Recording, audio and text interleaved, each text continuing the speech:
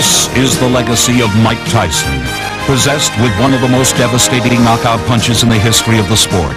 This incredible specimen of boxing talent has, in a few short years, risen from the daily struggle for survival to the elite class of the world's greatest champions. He is a superstar of the 80s whose records are at the top of the charts. These are Mike Tyson's greatest hits. Hello, I'm Mike Tyson. Those of you who followed my boxing career know that I've accomplished a lot in a short period of time. It happened way back in 1980 when I first met Customato, the world-famous trainer and manager. After training such great champions as Floyd Patterson and Jose Torres, Customato opened a small gym above a police station in upstate New York, leaving the world of big-time boxing behind. Until he met a 13-year-old delinquent from Brooklyn, brought to him from a nearby penal institution. Cuss knew if he would dig deep enough with this troubled youth, he would uncover a jewel. Back and forth like that, all the way. I'm not a creator. What I do is discover and uncover. See, my job is to take the spark and fan it. When it starts to become a little flame, I feed it. And I feed the fire until it becomes a roaring blaze.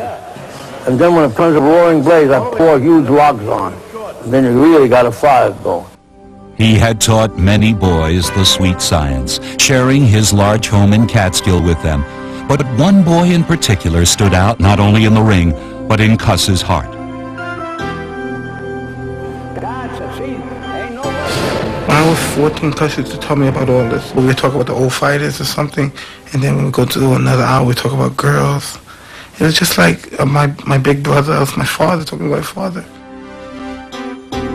Within 2 years of their meeting, the old professor legally adopted his rising star. Their destiny had begun.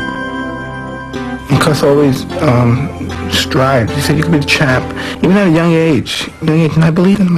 I developed that kind of confidence in him.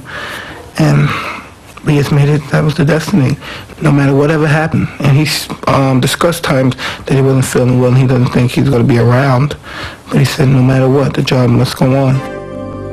Guided by the teachings of the master, Mike Tyson set about changing his life, and in time, the entire boxing world. But you aim it here and bring the same hand. When he hits here, his right will bring it down. Leave these guys, right bring down, bring it down. Leave these guys, with left hook here. You get hit bang, you get excited and your head comes up your hands. When you get hit, that's when you gotta be calmest. You gotta be clever, you gotta be smart, and not get hit. And when you're able to do this, you're a fighter. As a fighter, Tyson first entered the amateur ranks. His impact was immediately felt.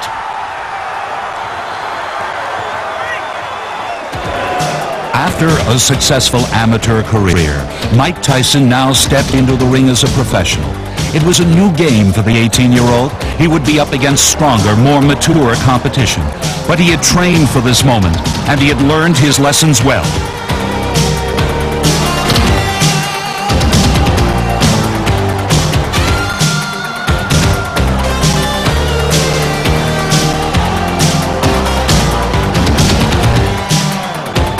As he had been taught, he was putting on a great show. But as his reputation grew, so did his impatience for bigger stakes. The results were now all too familiar to the men who faced him.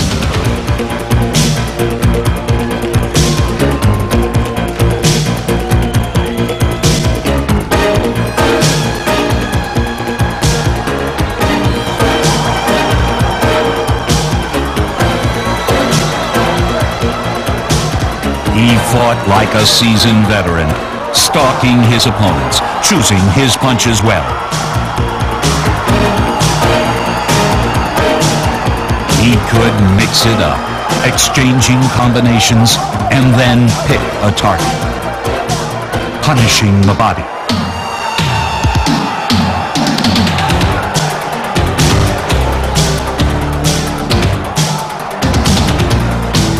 And if they made the mistake of getting up for more, launch a cannon to the head.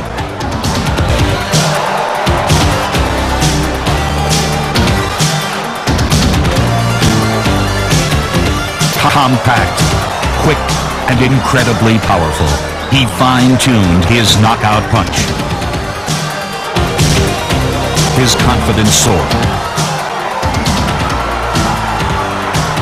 With Cus D'Amato's guidance, Mike had gained the respect of the public and his peers. In the ring, he had conquered his fear. But now there was an even greater challenge. And this time, he had to face it alone.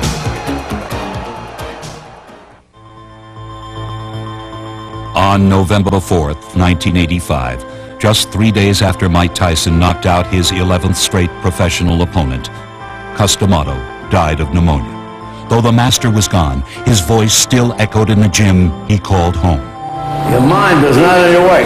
There's something distracting you. And remember, it's always good to throw the punch where you could hit him, he can't hit you.